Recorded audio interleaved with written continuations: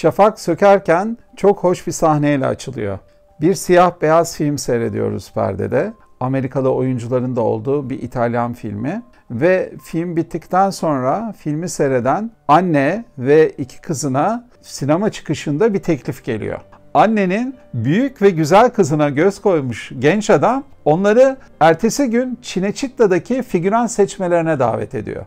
1950'ler Roma'daki dünyanın en büyük film stüdyolarından Cinecitta'da Amerikalılar Mısır tarihiyle ilgili bir film çekiyorlar. Esas kahramanımız ise küçük kız.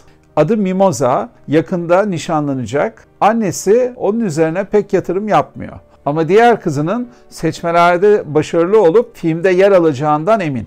Ertesi gün anne iki kızını stüdyoya götürüyor ve orada seçmelere giriyorlar. Seçmeler sonucunda büyük kız filmde yer alırken küçük kız bir inadı yüzünden eleniyor. Ve o da stüdyoda biraz amaçsızca dolaşmaya başlıyor. Ve olaylar 24 saatte öyle gelişiyor ki küçük kız Mimosa sinema büyüsünün içinde yer alırken aynı zamanda sinema dünyasının arka yüzünü de görmüş oluyor. Satır başlarıyla özetlersem filmin başrol oyuncusu çok ünlü ve kaprisli Josephine Esperanto küçük kızı görüyor ve onu filmde istiyor. Ve Mimosa filmde kadın firavunun hizmetçisi rolünde görünüyor. Ama sete geldiğinde onu büyük bir sürpriz bekliyor. Çünkü bir gün önce sinema perdesinde gördüğü müthiş yakışıklı aktör Sean Lockwood karşısında. Çünkü Sean Lockwood bu filmde de rol alıyor. Ve filmin son sahnesinin çekiminden sonra da filmde tarihteki yegane kadın firavunu canlandıran Josephine Mimosa'yı o gece arabasına alarak özel bir partiye götürüyor. Mimosa bu partide beyaz perdede görüp hayran olduğu ünlülerle tanışma fırsatı buluyor. Alida Valli gibi.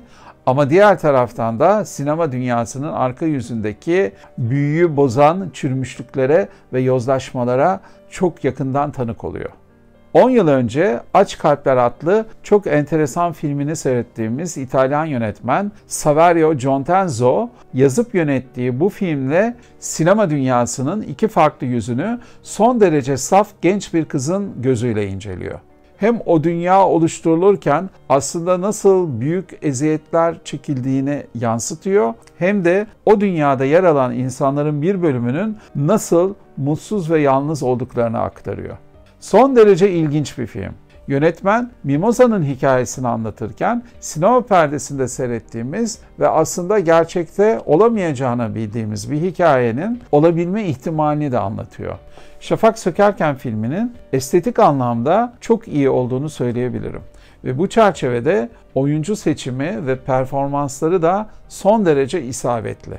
Filmde tam da 1950'lerin kadın oyuncularının pek tahmin edilemez tepkileriyle donatılmış, son derece tırnak içinde tehlikeli Josephine Esperanto'yu Lily James oynuyor.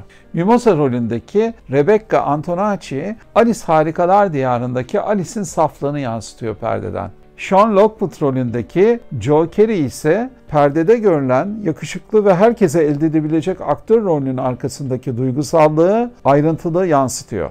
Ve tabii son günlerde filmlerimizin olmazsa olmazı Willem Dafoe da sanat çevreleriyle iç içe bir galeri sahibi rolünde karşımıza çıkıyor.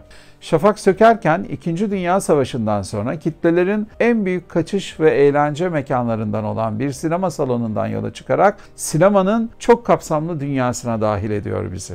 Bu hafta başka sinema salonlarında gösterimde. Signora, permettete una parola? Dica. Lavoro per Cinecittà dove stiamo girando un film americano. Stiamo cercando delle comparse per una scena di massa. Penso suo piace, devi provare.